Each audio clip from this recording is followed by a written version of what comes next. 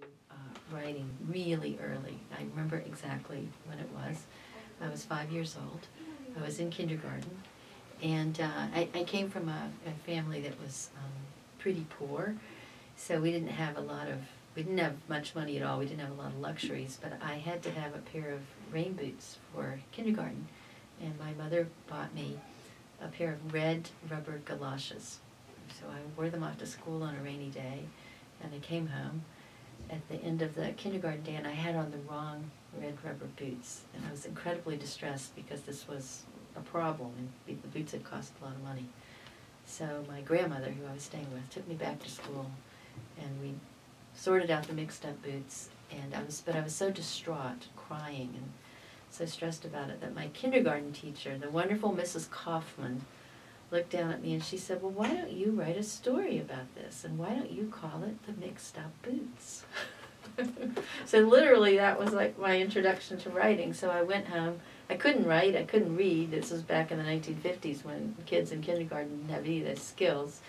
So I dictated it to my mother, and she wrote down the words on a series of folded up pieces of construction paper, and then I drew the pictures to go along with it. And it was so thrilling to me. It was when I've thought back, of course, as writers do, very often on this moment in my life. It occurred at such an early point. It was so, epiphanic, I guess. It set the stage for, so many of the important things that happened in my life, decisions that I made later.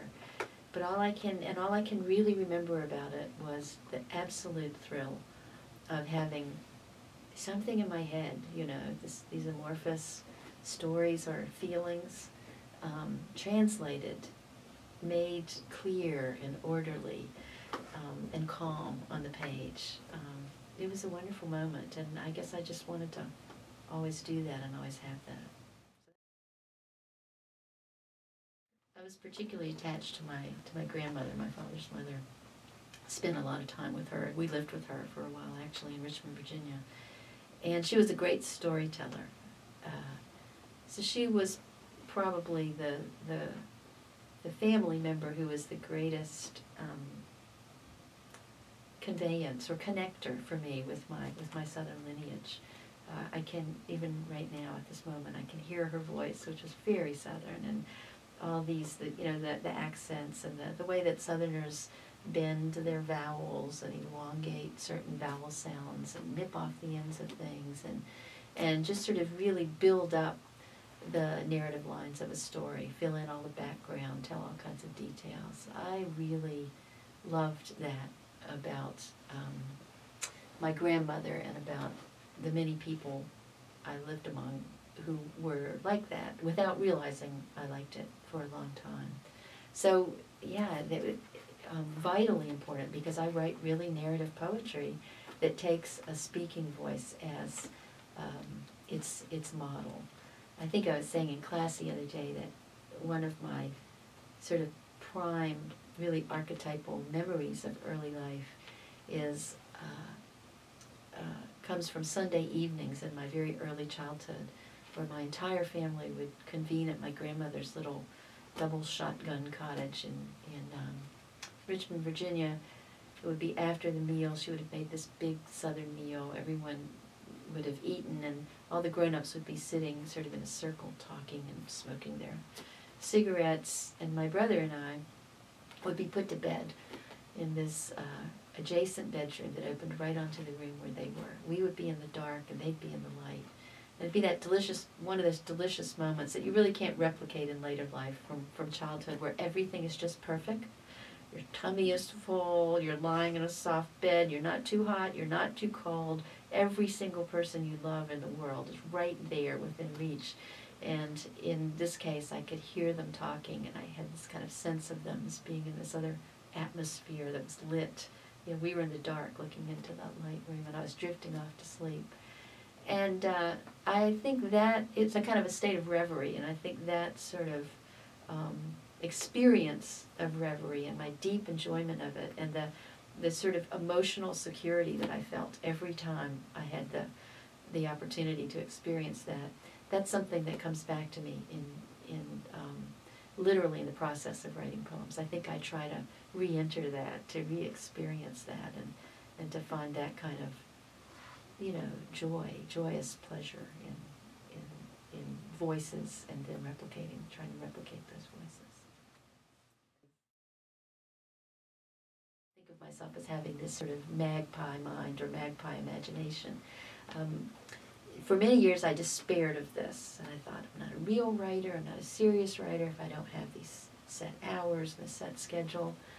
But I came to an acceptance of the way that I was when I had children, because it's, as anyone who's had children knows, particularly if they try to have a job outside the home, it's very stressful to do anything other than raise your children, you know. And very labor intensive. It's very emotionally intensive. I was shocked by how much of my emotional energy went to my children, how much of my attention, my mental awareness. So then I found that it was helpful to me to have, to not have set ideas and rigid schedules about writing.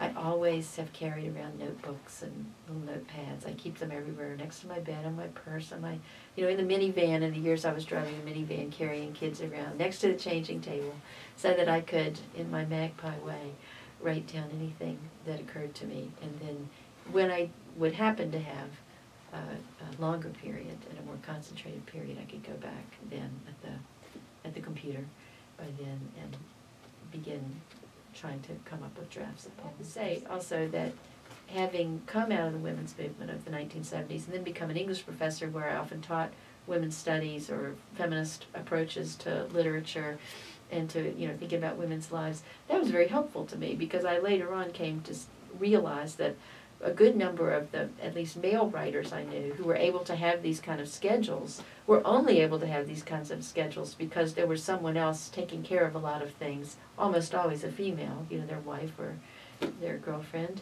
And I didn't have that in my life, and I wasn't going to have that in my life. And so I had to figure out another way. So I can't answer that. You know, and that would have been another life. Other poems would have resulted, other books, other choices, but this is the life that there's been, and that's what I have to reckon with.